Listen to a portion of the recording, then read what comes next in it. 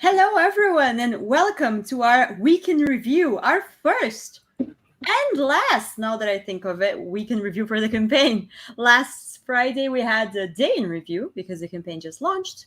And next week, if I'm not mistaken, our Song of Ice and Fire Tactics campaign will end on Thursday. So this is our one and only week in review. My name is Elena. I am joined today by designer Fabio Curi and producers Erwan Leto-Rivelec and Rebecca Hope.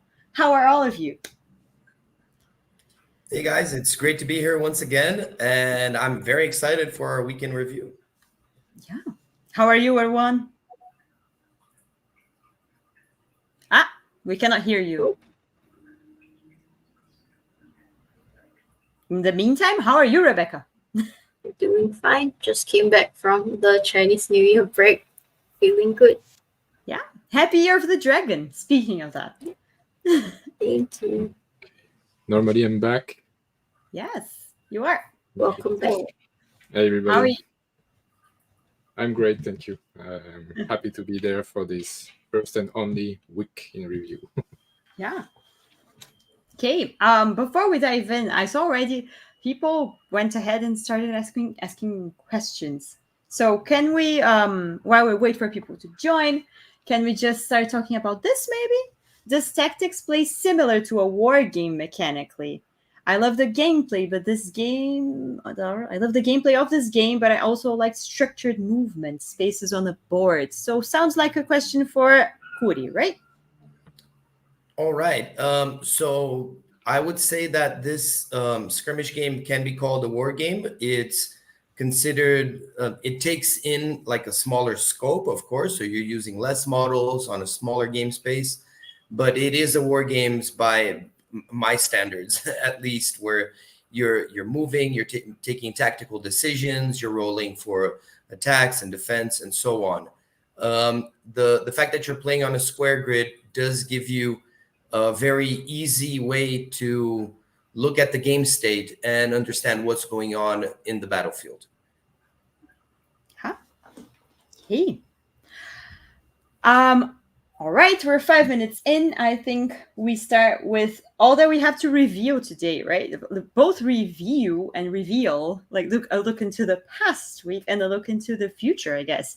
But for the very first thing we'll do today, it's time for our daily stretch goal, right?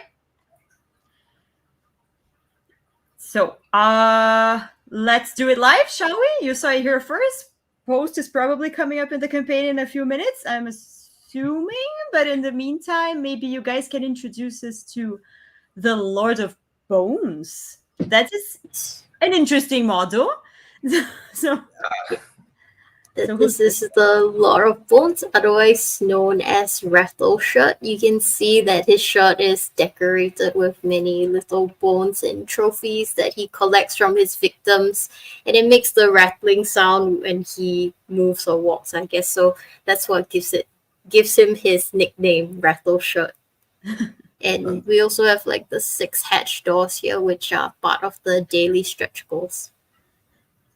Yeah, gameplay wise, the Lord of Bones, who does not like to be called Rattleshirt, he likes to collect trophies of his fallen enemies. So when he kills an enemy model, you can spend silver for him to kind of collect that trophy, you know, a piece of bone or something from that model. And later on the game, you can spend that to gain benefits defensively, but although it may change, maybe he may gain some other benefits in the future. We'll see. And the hatch doors, I think, are a very interesting game mechanic from the Battle Beneath the Wall, where they can you can go from one part of the battlefield to the other through the hatch doors, and that's really cool. So it's very nice to see those in 3D as well. Yeah. Anything you'd like to add, everyone? Not especially. I think Curie and Rebecca covered it all. This was one of the most complex miniature to evaluate in terms of which details will go through the modeling of molding or not, because there are so much details on the skirt that at some point we had to make some cuts to be sure things will be there in the end. So it was quite challenging. It is a lot of bones there. Yes. Okay. Okay, so moving on to our reveals of the past week, starting with Secrets and Whispers. So what is this? This is different from what we've seen last week. Last week we introduced a whole new skirmish set, but this is something else from what I understand. Can you tell us more about it? Erwan, maybe. So this is a different format from a skirmish set. This is what we call a reinforcement set. So the way of doing these sets is just to give people more options for their existing warbands, or to play these sets on their own as entire warbands. So it shows for the first time mercenaries for the game, and you can include mercenaries in warbands, one of each time, so hero, champion, and soldier, one of each type in a house warband, or you can go with a warband full of mercenaries that you can mix and match. Okay. So taking a look inside this box, let's see a few of the characters in it. So course, starting with Varys and Peter Baelish. Can you tell us more about them, Corey? Yeah, I think these are very interesting characters that we can add to the game. Once again, part of the challenge of creating Song of Ice and Fire Tactics was how do we incorporate these non-combatants into the game. And Varys will do a lot of his politicking and threatening and knowing people's secrets, so they really don't want to, or they can't hurt him because he has ways to protect himself. And Peter Baelish, being the master of coin, we really did focus his game mechanics around that, around being able to play with your silver and copper in different unexpected ways. I see a question here that I think is cool as well. Will the alternative scopes like Varys have an alternative printable card for the miniature strategic game? So the tabletop miniature game. So from what I'm understanding from this question is if this miniature will have a different profile from the current Varys of the other game, or will this be taken as an alternate scope? And currently, I'd say that these things will be taken into account in an individual case-by-case basis. So we are still planning, and we have we're going to have scheduled releases for these crossovers. So I'd like to, for now, not say specifically if there will or will not, but that in general, the answer for this, for any model, is that these will be evaluated case by case. Fair. Okay. Okay, I'm unsure of whether to take another question or move forward. Let's move forward. So Peter Baelish and Varys, and other than that, the other characters in the box. So Shay, Janos Lind, and Jaqen H'ghar. Okay, so what do all of these guys have in common? What was the thought process of having them in a single box? Can you tell us more, Rebecca? Well, in a way, like these characters, most of these characters operate from beyond the battlefield in a sense, so they can influence the game in different ways. Maybe they don't have melee or ranged attacks that like they walk up to a person and stab them or shoot them, but they have special abilities that maybe move people or distract people, something a little less direct than a direct attack. Now, you say that these characters are not the stabby type, but I have to say the guy in the middle looks pretty stabby.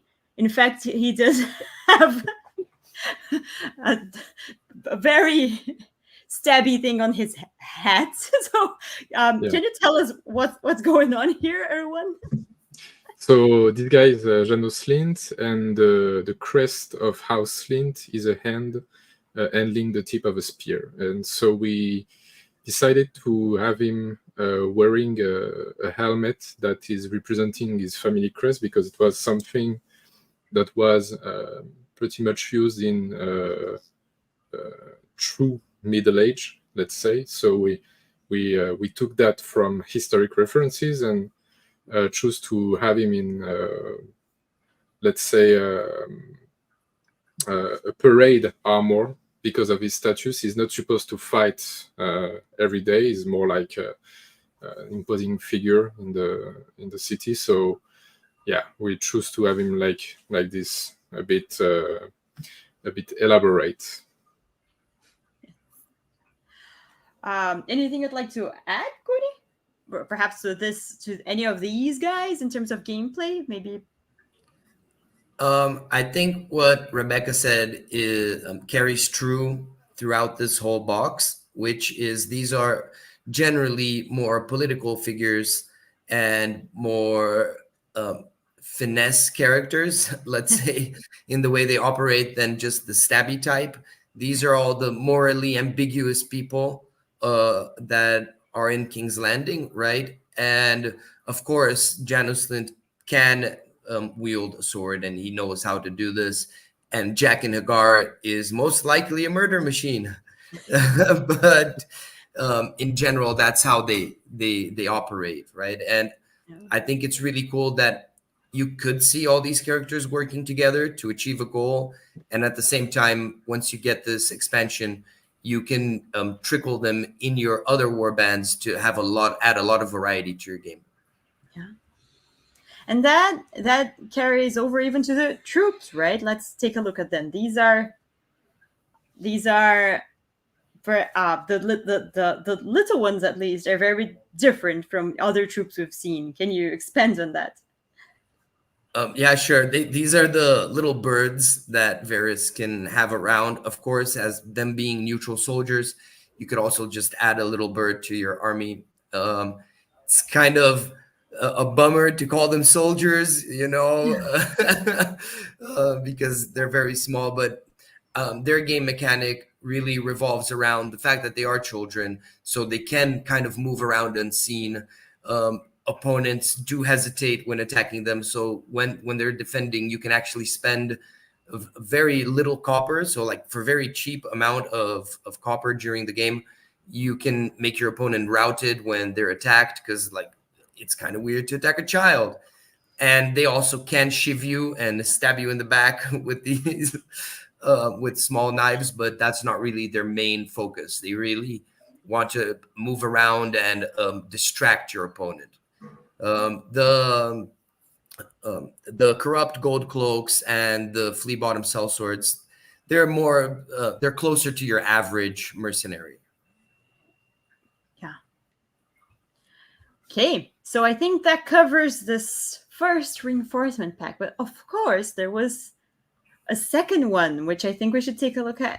No, sorry, we do have incredible painted miniatures to look at first. So these, who did this? Erwan, can you tell us more about this? So these were painted by the Big Child Creatives studio, and these are superb. I really like the paint job they did on the bases that showcase the fact that you can really put the miniatures in the setup you want in terms of color and environment. It's really delightful. Yeah, they do look amazing, honestly. Yeah. Okay, so let's see if I get this right now. Yes, here they are. The Brotherhood Without Banners, which we revealed, if I'm not mistaken, about 2 days ago, right? Mm-hmm. Okay, so can you introduce us to this pack? Let's see, who can answer this one? Erwan. Sure. So this Brotherhood is very well known, and I think I've seen multiple times people asking for them in the comments. So I hope you guys are pleased with it. So as you understood, for the people who didn't know this brotherhood, it's formed around the god of fire and all the people that are without kind of without houses and that relied together around them. So it's this box is a bit more fighty than the previous one.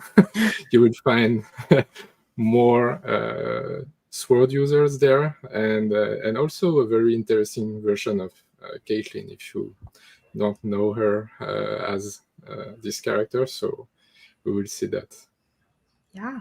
Speaking of that, maybe Woody can introduce us to the heroes in this box? Yes, we have here our three main leaders of the Brotherhood Without Banners. These three are heroes in the box. So yes, they all come with their own motivations.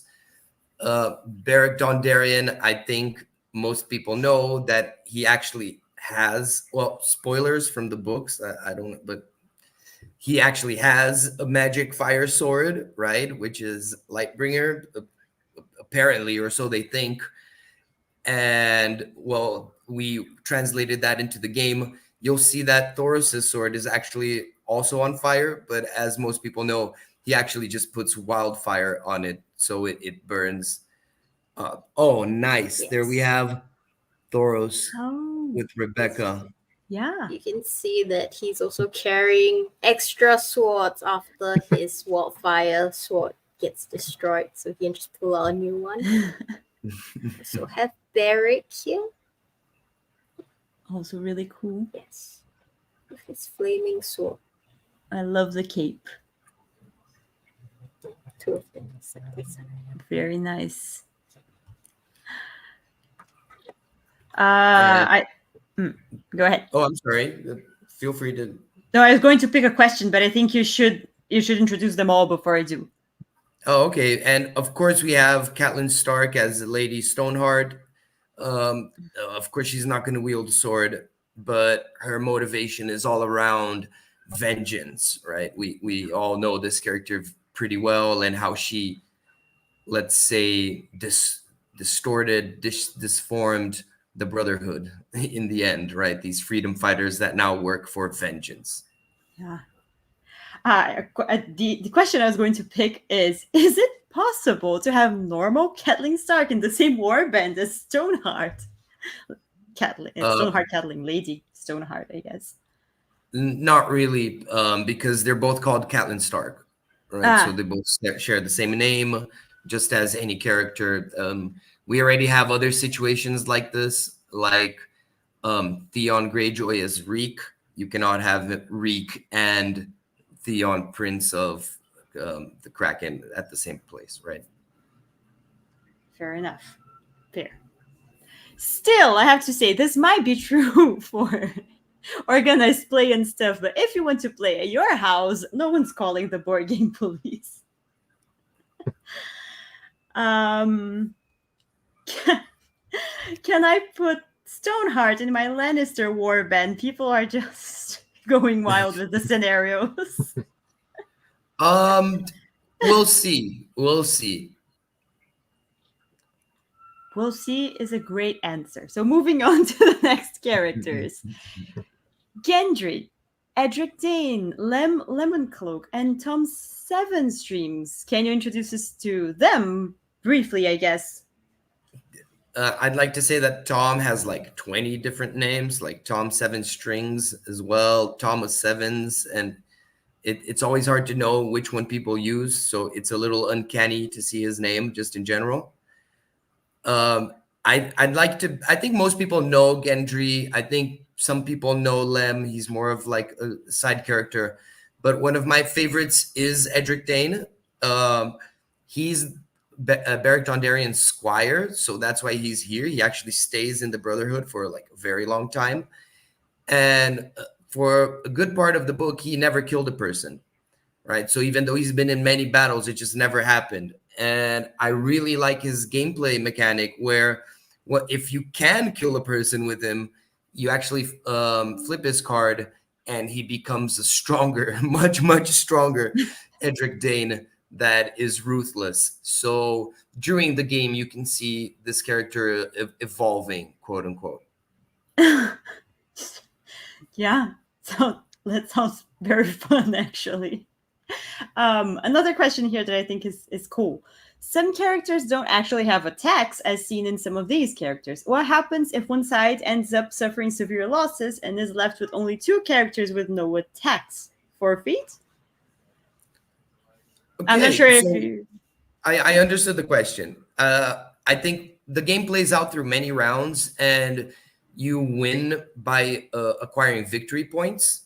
So even if I manage to attack and kill all your characters, then we actually count how many rounds that weren't played. You get some extra victory points for actually defeating me before the game ends. But then we still tally the victory points. So it is possible to win without any models on the board. It's hard, but it is possible, right? Depending on the situation.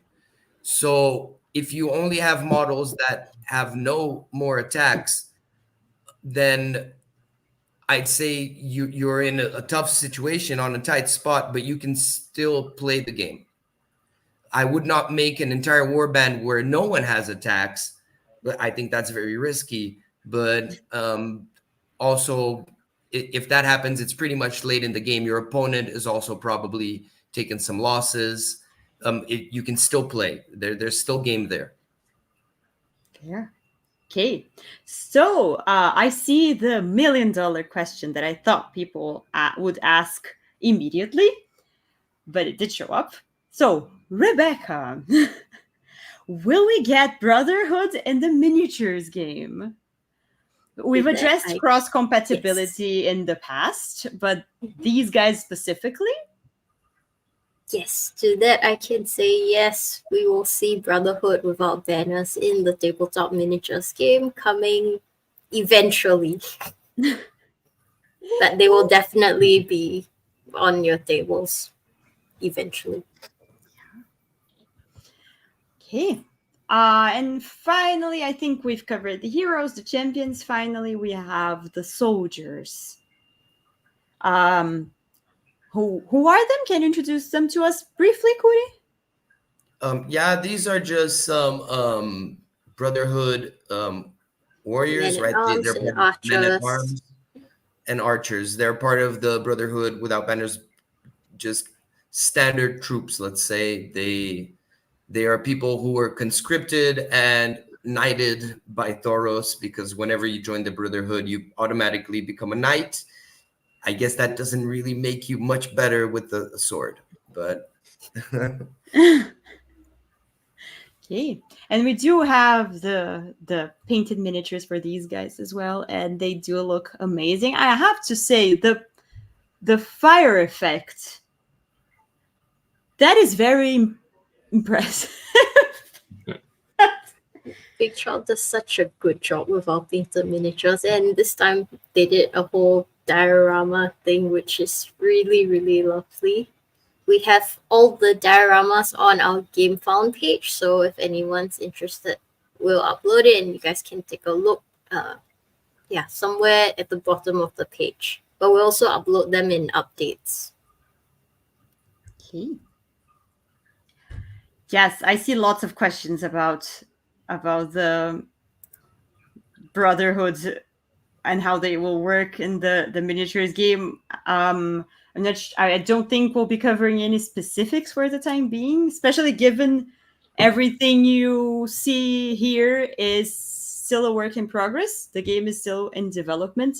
So confirming specifics is not very useful at this point because things might change in the upcoming months, right?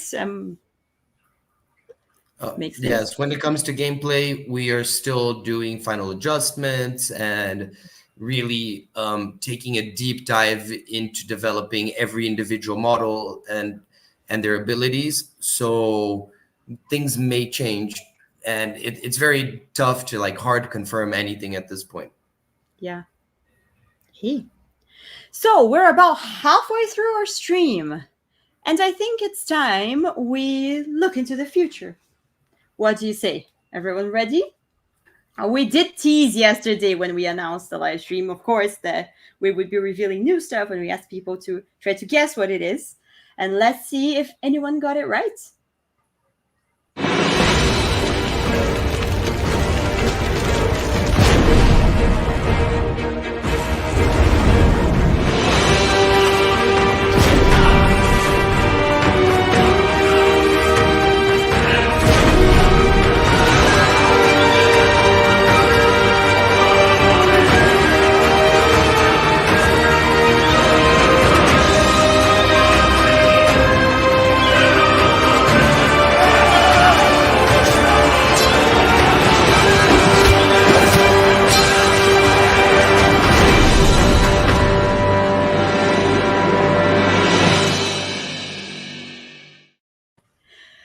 Yes, I've seen requests for this from day one. So excited to talk about King's Landing. Can you guys introduce us to this box? Can you tell us more about it, Rebecca, maybe? Yes, this is another whole new skirmish set. It contains enough for you to make 2 separate warbands. It contains all the tiles, all the tokens, profile cards, motivation cards, dice, everything you will need to play a game of Song of Ice and Fire Tactics.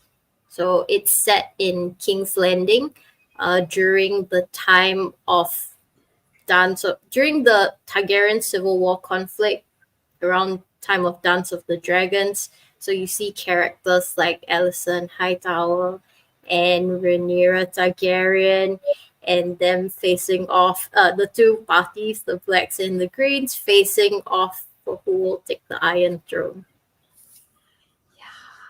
And now, before we dive into the characters, I just wanted to briefly highlight this incredible illustration where you can see like a really vivid scene, and it's so many of these characters sprinkled. They look so nice.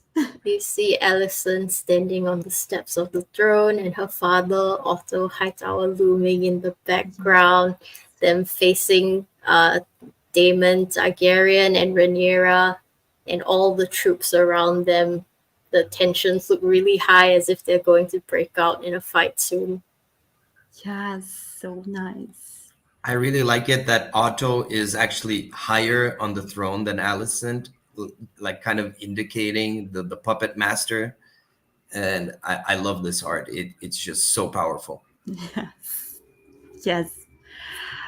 We do have a fact shot for this campaign here, and you can see some interesting things here, like the setting and the fact that it's split. Maybe you can tell us more about it, Kuri? Yes.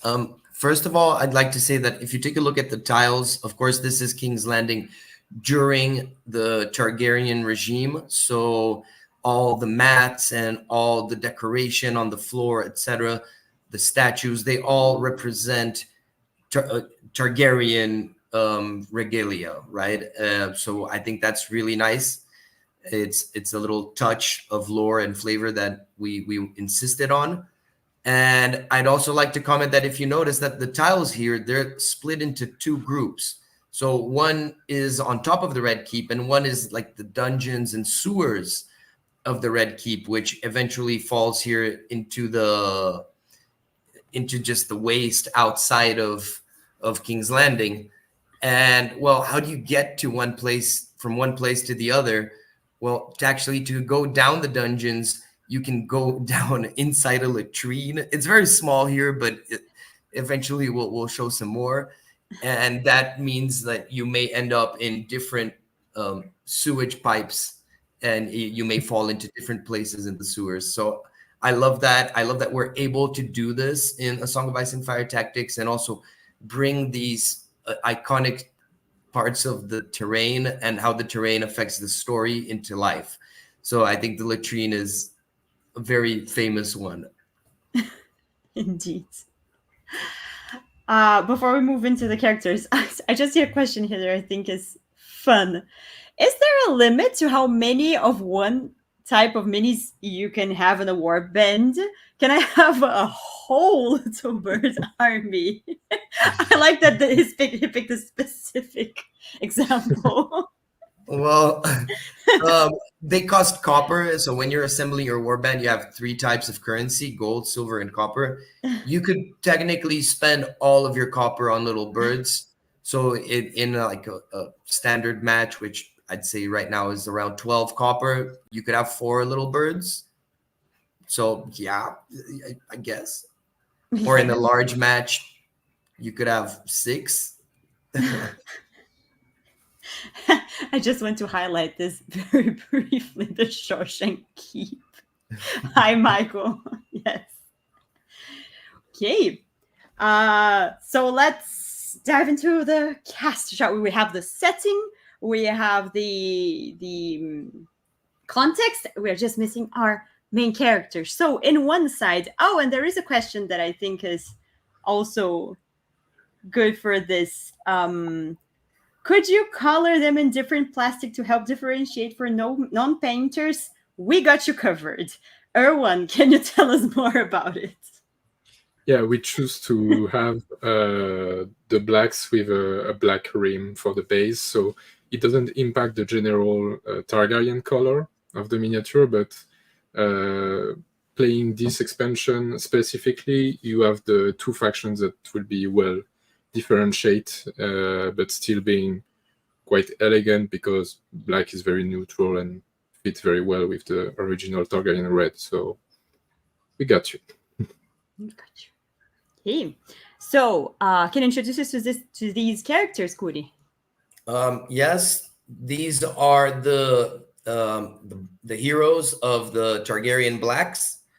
Right, we have here Corlys Velaryon, which is the head of House Velaryon. He's a very, very significant ally, and he's he controls a lot of troops. He calls a lot of shots.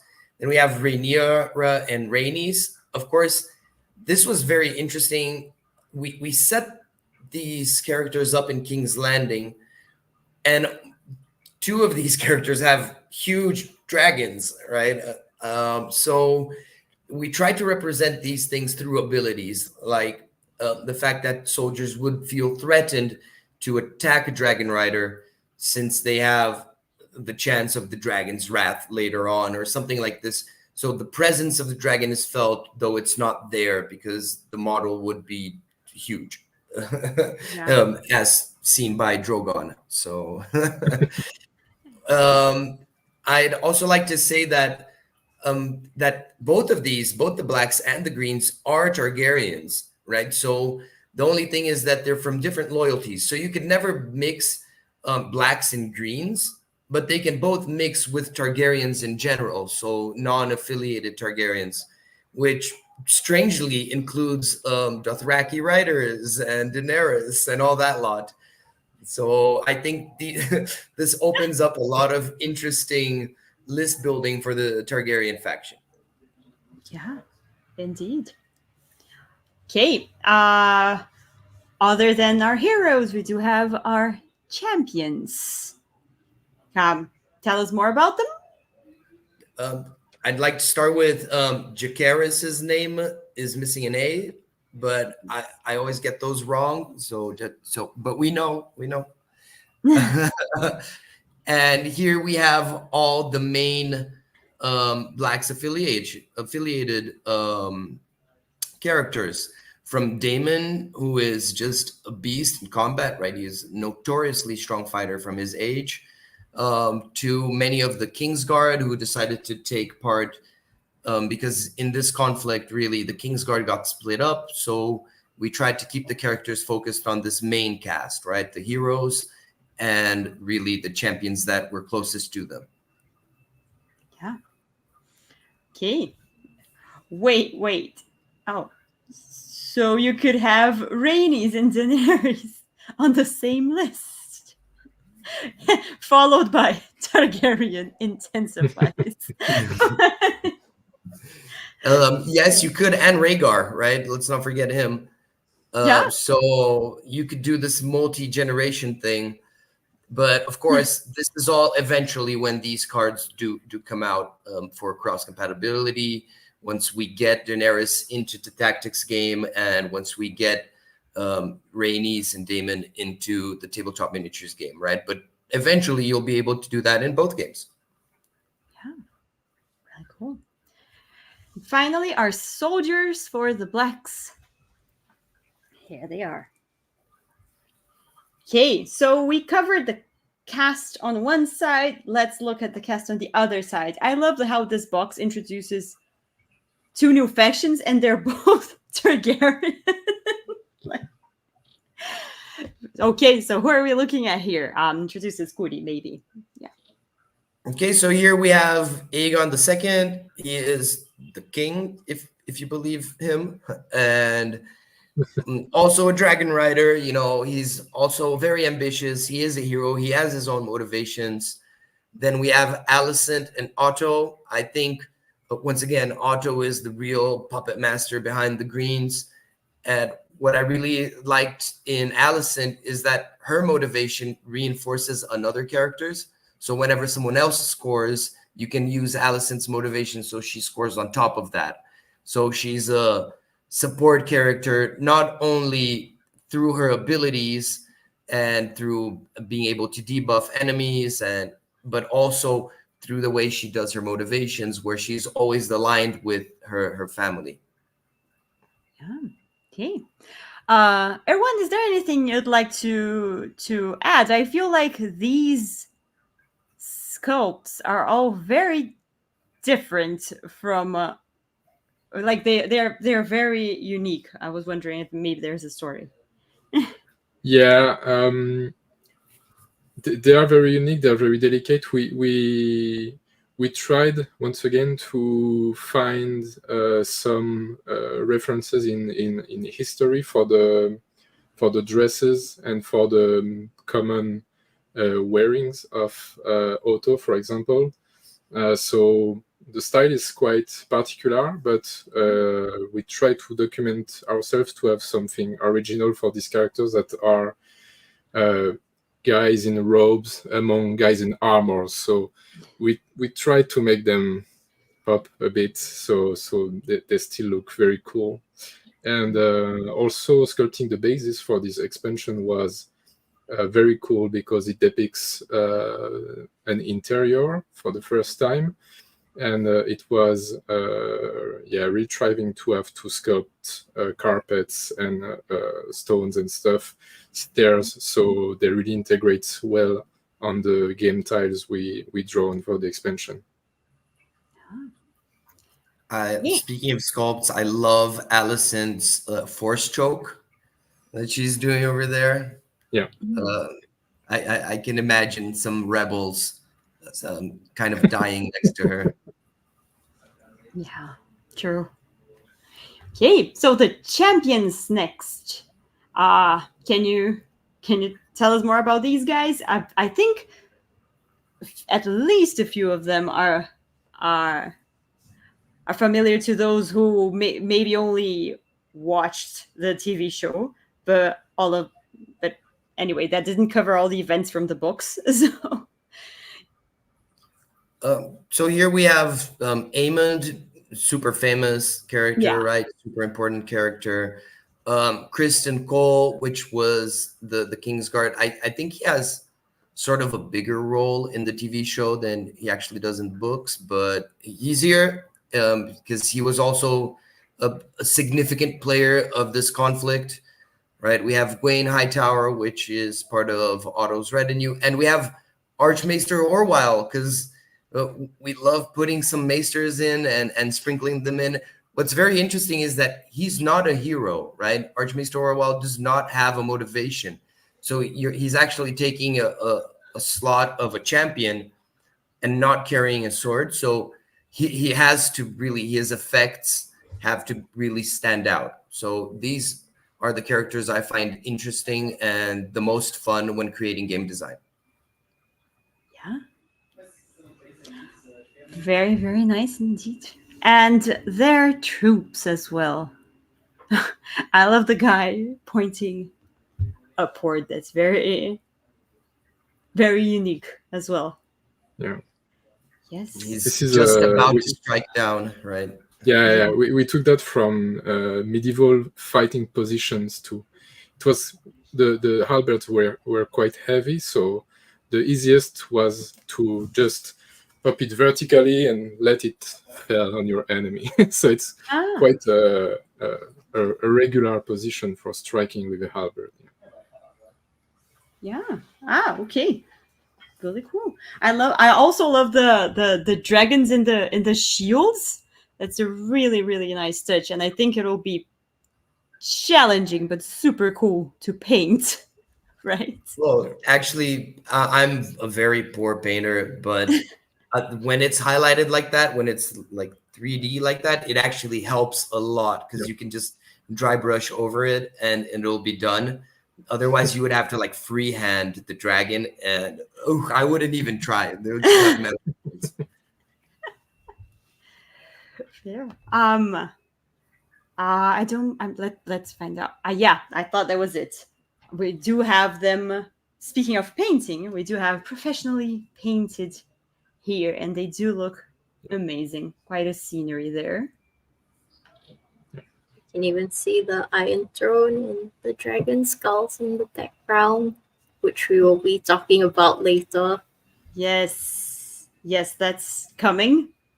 But first, we'll talk about the other things in the skirmish set itself. So we do have two separate sets of dice here, right? And they do look so nice. I just love the look a lot. That's just it, honestly. I have no question here. Like they look nice. Look at them. Look how nice they look. Love it.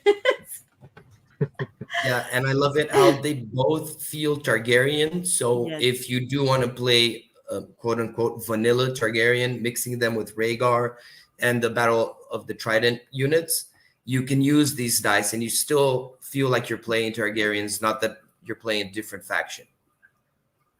True. We do have a few of the cards here. Now I think you covered their gameplay a bit, but maybe you want to expand a bit on one of these characters?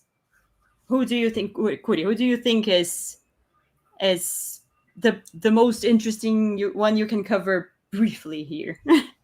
I'll go with Corlys. I know his text is kind of hidden, but yeah, Corlys, he knows how to wield a sword. He was a pretty competent fighter. He's just super old, right? I think even because of the TV show, sometimes the characters, they seem a little bit younger in this case. Usually they try to make the characters older, but in this conflict, they're actually older. Rhaenyra is pretty old. Rhaenys and Corlys are like very old for their time period or this universe.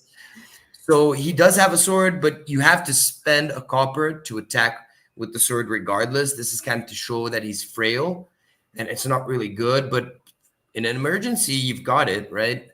And his other abilities are special actions like Competent Command and Urgent Counsel, which make friendly models move, and also they can even perform different special actions or even attack through him.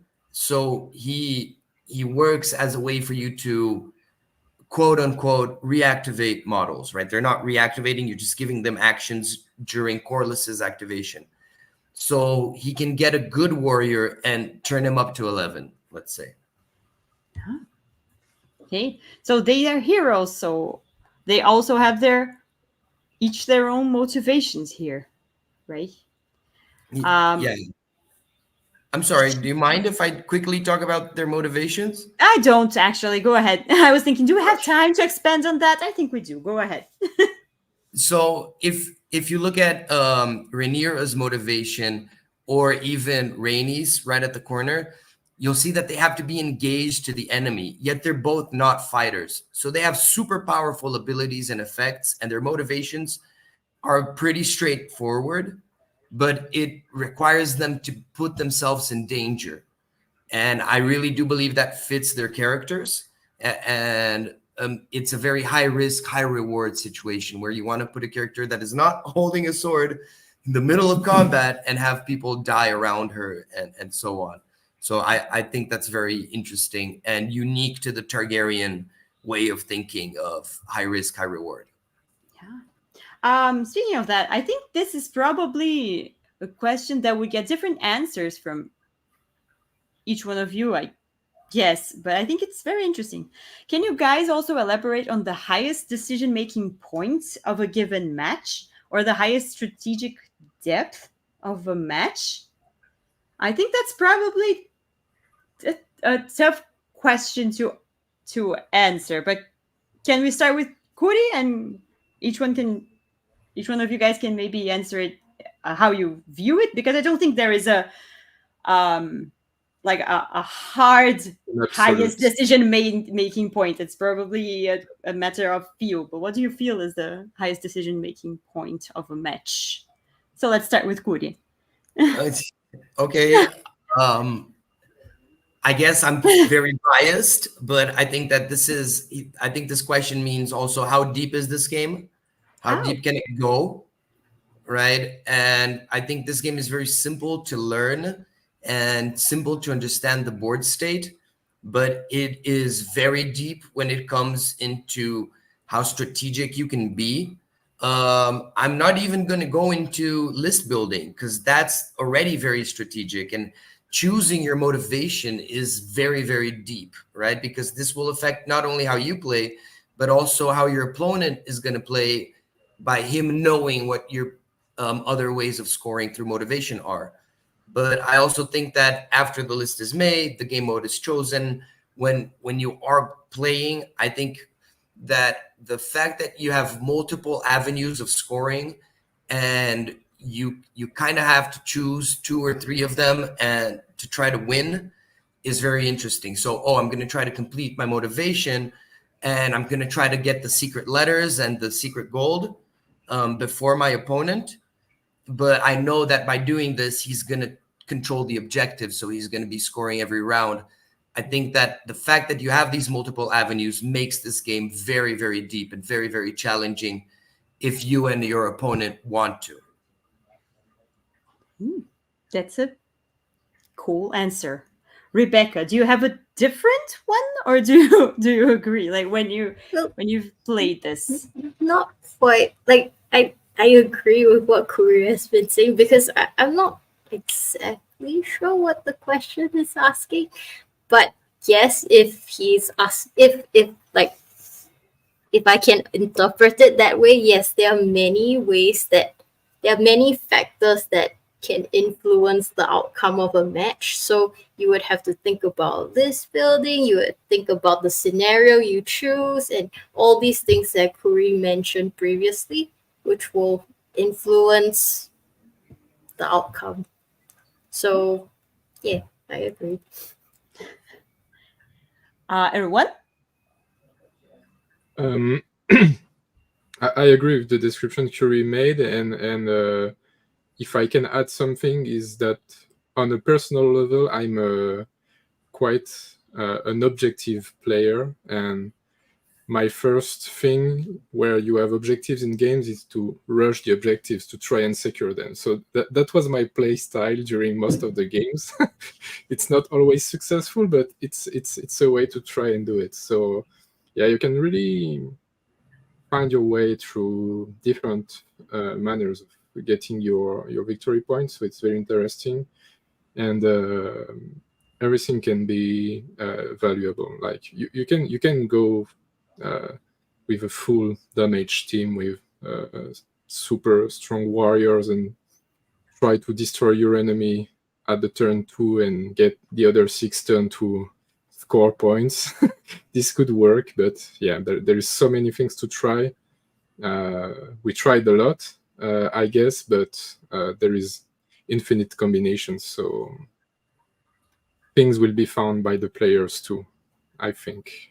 So it can be as deep as you want it to be, or you can run a whole warband of children if you like. It's up to you. Someone will, after we've mentioned this so many times. Get Arya and Edric Dane in as well. Oh, that's true. Oh, God. Okay, so going back to our skirmish set, we do have a closer look at the tiles, at some of the tiles. and some of the terrain tokens coming with it. You can really see the detail better here, like the floor of the keep and carpets and the Targaryen sigil and everything else. Really, Yeah. like With these tokens, we really went wild on King's Landing because it's full of secret passages, one-way doors, tunnels. So we there's a lot of different tokens, right? There's special doors that you need to pull a lever on one place so they unlock at the other. There's a lot of interesting gameplay mechanics you can do on a fantasy castle. yeah, really cool. And I do see a huge token with the Iron Throne, if I'm not mistaken. It is. Yeah. Yes, Yeah, and I with the think intro.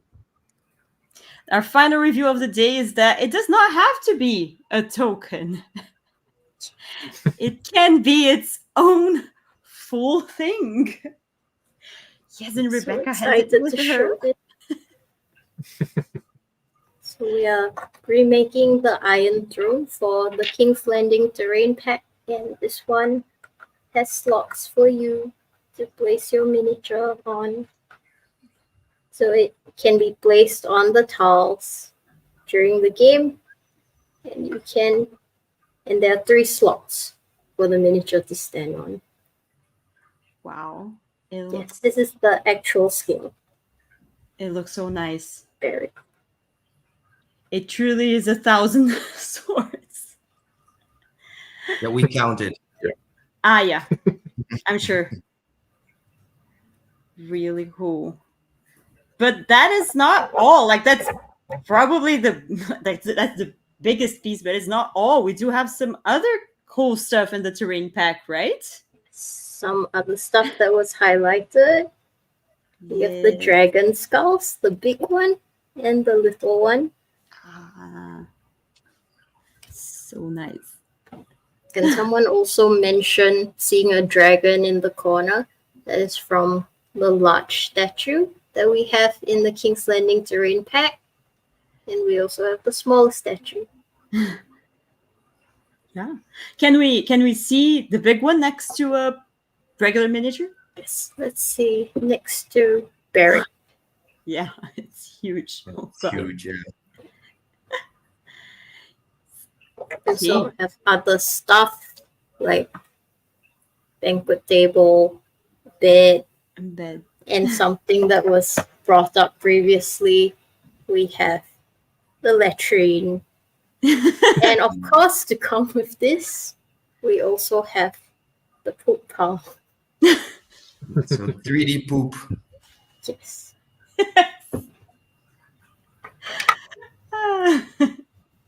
Yeah, the King's Landing terrain pack has also coming to GameFound today along with the skirmish set, right?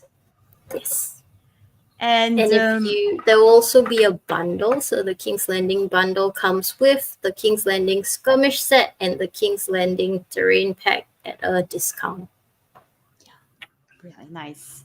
And it's coming up an update with all of this, I'm assuming, very soon in the next half an hour. Let's see if there are any final questions. We are nearing the end. I see questions. Oh, that's an interesting one. How similar is it to the old one, the one in the miniatures game? So the one in the miniatures game did not accommodate for miniatures actually sitting on the steps because that was not the intention. It's a whole different game. So this one has the 3 steps for the miniatures to fit comfortably on, and these are actually the spaces on the grid on the punchboard version as well. The base also covers the same area as the punchboard token, and I think the old KS one does not. Yeah. Okay. So I think that covers everything we had to show today, if I'm not mistaken. So I will let you both, producers Erwan and Rebecca, go back to the campaign. You do have a very highly expected updates to post very soon. But first, let's just say our goodbyes. Maybe any final messages. I think this might be the last live stream of the campaign. So any final words you want to say to our backers and possible future backers? Let's start with Erwan. Thank you, everybody, for being there, and I'm very happy to share with you this first campaign at Simon for me, and I can't wait to see you enjoy the last few days of the campaign with the final rush. Yeah. What about you, Rebecca? Yeah, we've still got some stuff to reveal, so stick around, keep a lookout on the campaign, and see what we have in store. Finally, Cody? Yeah, stick around. We are not done with reveals for sure. And I'm super excited to see how this campaign finishes off. And I'm already thinking of how people are going to receive this in their homes and how they're going to play. And I'm already thinking a year ahead now. I'm super excited. So thank you, everyone, for your time and for enjoying this live stream.